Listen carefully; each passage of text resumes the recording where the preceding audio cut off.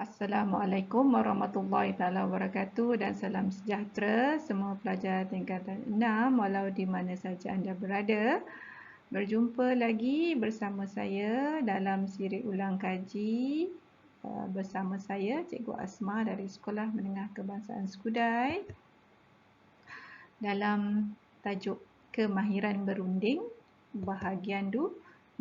Jadi untuk kali ini cikgu akan fokus kepada subtopik kecil tahap-tahap perundingan ya di bawah tajuk kemahiran berunding ya. Okey, teruskan sehingga sesi ulang kaji habis ya. Okey, teruskan bersama Cikgu Asma.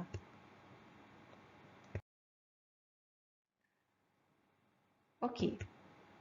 Jadi apa itu tahap perundingan ya? Iaitu tahap perundingan adalah peringkat yang berlaku dalam perundingan ya. Jadi sama ada dia peringkat interpersonal ataupun mungkin interpersonal, okey, ataupun intrajabatan. Ya, maksudnya di sini cikgu susun daripada yang paling rendah kepada yang paling tinggi ya. Jadi dalam kehidupan anda paling-paling pun mungkin anda ada sekarang ni sebagai seorang pelajar anda ada tahap perundingan 1 dan 2 intrapersonal dengan interpersonal ya, sebab anda seorang pelajar ya, belum bekerja ya, jadi belum ada jabatan lah ya. Okey, cikgu teruskan interjabatan, kemudian nasional, dua hala, serantau, pelbagai hala dan juga antarabangsa atau global ya. Jadi kat situ ada 9 ya. Jadi anda lihat, pelajar-pelajar perhatikan intra dengan inter, jangan salah ya. Intra dengan inter. Inter maksudnya inter, antara satu pihak dengan pihak lain ya. Itu tahap perundingan antara satu pihak dengan antara satu pihak dengan pihak yang lain. Inter ya, antara. Tapi kalau intra, dalam. Okey, ingat intra, dalam, inter, antara. Boleh ya? Okey. Cikgu telah tuliskan di situ ya, iaitu faktanya ada 9 dan idea utama. Ya, maksudnya ataupun dengan kata lain kata kunci lah ya. Jadi untuk membezakan terutamanya antara intra dengan inter tu ya, dan juga kata kunci untuk fakta-fakta yang lain ya. Jadi yang pertama tadi intrapersonal, maksudnya perundingan dalam diri seseorang individu ya. Interpersonal, ingat cikgu cakap tadi inter adalah antara. Jadi antara individu dengan individu yang lain ya, interpersonal. Kemudian intrajabatan ya, maksudnya dalam jabatan, maksudnya dalam sesebuah jabatan ya.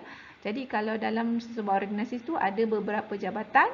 Jadi kalau dia berbincang atau berunding dalam jabatan itu sahaja, contohnya dalam jabatan sumber manusia, maksudnya dia perundingan intrajabatan. Boleh? Okey. Okey. Yang keempat, interjabatan. Ingat tadi inter apa? Antara jabatan. Dalam sebuah organisasi ada jabatan sumber manusia, ada jabatan keuangan, ada jabatan pengeluaran. Kan? Ingat lagi tak? Sem 1 anda belajar Okey. Jadi kalau ada perundingan atau perbincangan antara jabatan sumber manusia dengan jabatan pengeluaran atau jabatan keuangan, maka dia adalah perundingan interjabatan. Boleh? Okey. Yang kelima, nasional ya. Ataupun kalau kita tak ingat nasional tu, kita ingat perkataan kebangsaan. Maksudnya dalam sesebuah negara. Jadi organisasi-organisasi perundingan yang melibatkan organisasi-organisasi dalam sesebuah negara. Okey? Dan yang keenam, dua hala antara dua buah negara. Contohnya Malaysia dengan Singapura, Malaysia dengan Thailand, Malaysia dengan Indonesia. Contohnya dua hala begitulah. Okey. Kemudian serantau. Serantau maksudnya kita di sini ada rantau Asia Tenggara.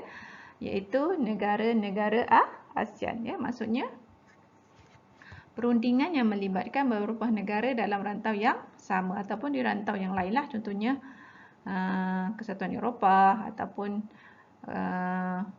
kesatuan-kesatuan ataupun rantau-rantau yang lain lah ya. Okey. Kemudian yang ke-8, pelbagai hala. Jadi di sini melibatkan beberapa perundingan beberapa buah negara yang berlainan rantau ya. Okey. Dan yang ke-9, antara bangsa atau global. Yang maksudnya melibatkan banyak negara dalam dunia ni lah ya. Okey. Tak kira lah ya daripada mana-mana seluruh pelosok negara ini ya. Okey. Cikgu teruskan, boleh?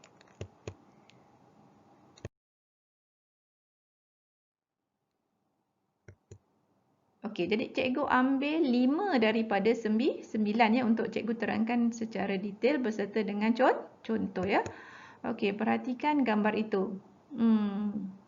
Apa yang bermain di fikiran anda ya? Itu maksudnya adalah perundingan dalam diri seseorang individu ya.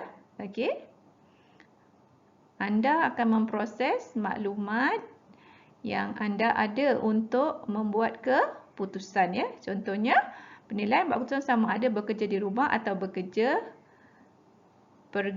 pergi ke pejabat ya semasa PKPB ya. Jadi dalam PKPB sektor-sektor tentu telah dibenarkan ya bekerja semula. Maka anda boleh buat keputusan lain ataupun berselang hari lah hari apa yang anda perlu pergi ke pejabat atau hari apa yang anda perlu bekerja di rumah untuk mengelakkan kesesakan di pejabat. Okey, itu adalah intrapersonal. Boleh? Okey, next. Fakta yang keempat, interjabatan ya. Tadi cikgu telah terangkan sepintas lalu ya. Okey, ataupun bagi sedikit hint. Okey, perhatikan gambar ini. Okey. Cikgu berikan di situ wakil Jabatan Sumber Manusia, wakil Jabatan Keuangan ya, yang mungkin dipengerusikan oleh ketua eksekutif ya. Okey. Apa dia kata kuncinya? Antara jabatan dalam organisasi. Jadi ingat antara. Boleh? Okey.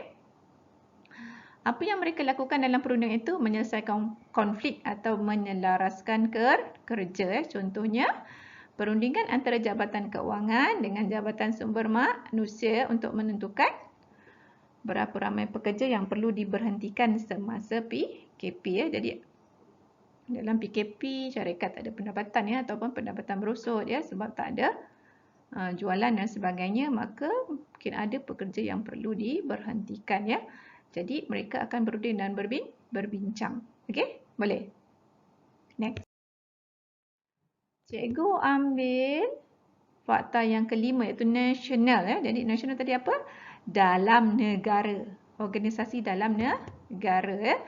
Jadi bukan semestinya 2 pihak. Tadi di awal-awal cikgu telah jelaskan ataupun dalam bahagian yang pertama, perundingan ini 2 atau lebih pihak ya. Jadi kat situ cikgu berikan contoh syarikat MyUSM, syarikat ABY dan juga wakil NGO. Okey, apa yang mereka bincangkan?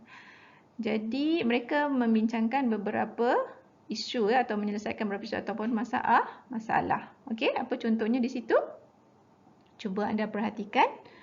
Okey, perundingan antara syarikat ABY, MyUSM Corporation dan juga MyCare menyediakan PPE. Tahu tak PPE? Apa dia?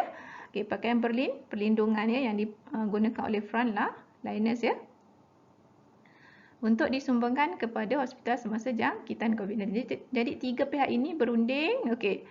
Siapa nak bagi dana, siapa nak bekalkan bahan dia dan siapa yang akan menjahit ya PPE itu ya untuk disumbangkan kepada hospital semasa jangkitan COVID-19. Jadi mereka ini versi ini berunding dan berbincang untuk mencapai persetujuannya berapa banyak dan sebagainya yang dah disediakan. Okey, boleh? Jelas ya? Okey. Cikgu ambil fakta yang ke-7 iaitu serantau ya. Okey, jadi anda lihat di situ siapa tu? Di tengah-tengah tu. Boleh nampak? Okey. Perdana Menteri kita Tan Sri Muhyiddin Yassin ya. Okey. Jadi serantau maksudnya di sini perundingan antara beberapa buah negara dalam rantau yang sama ya, kita di Asia Tenggara ataupun negara-negara ASEAN ya. Di mana negara-negara ini mempunyai perbezaan politik, ekonomi dan juga sosial ya. Jadi apa yang mereka lakukan? Mereka mencari kata sepakat dalam kalangan pemimpin. Jadi wakil pemimpin yang tertinggi dalam sebuah negara akan berunding atau berbincang. Okey. Jadi contohnya di sini, Persidangan Khas ASEAN COVID-19 membincangkan amalan kesihatan awam dan pembangunan sosioekonomi serantau ya, akibat jangkitan COVID-19 pada 14 April yang lalu ya. Okey. Jadi ada 9 deklarasi semuanya yang mereka bincangkan ya, yang dicapai dalam perbincangan tersebut, dalam perundingan tersebut. Jadi pelajar boleh copy paste address tu di Google dan boleh dapatkan ya, ataupun boleh baca lebih lanjut tentang deklarasi apa yang telah dicapai, persetujuan yang dicapai oleh wakil-wakil pemimpin negara-negara ASEAN ya pada masa itu ya. Okey. Ataupun contoh lain yang lebih mudah ya, mungkin pelajar boleh buat beginilah ya. Perundingan antara negara Malaysia dengan Indonesia ataupun contohnya negara Indonesia dan Myanmar untuk menghantar pulang parti yang dijelaskan oleh Menteri Kanan Keselamatan atau Pertahanan ya. Parti yang telah disaring yang negatif COVID-19 akan dihantar pulang ke negara asal mereka. Okey. Jadi kat situ ada perundingan antara Malaysia, Indonesia dan juga Myanmar contohlah. Okey. Cikgu. Okey, cikgu ambil yang kelima, fakta yang ke-8 iaitu pelbagai hala ya. Okey, apa anda nampak di situ ya? Perkataan Kuala Lumpur ya. Iaitu contohnya Summit Kuala Lumpur ya, persidangan kemuncak negara-negara Islam OIC yang dijalankan pada 18 hingga 21 Disember pada 2019 ya. Yang mana dalam perundingan itu membincangkan apa dia? Hal ehwal ataupun masalah umat Islam sejagat ya. Okey. Jadi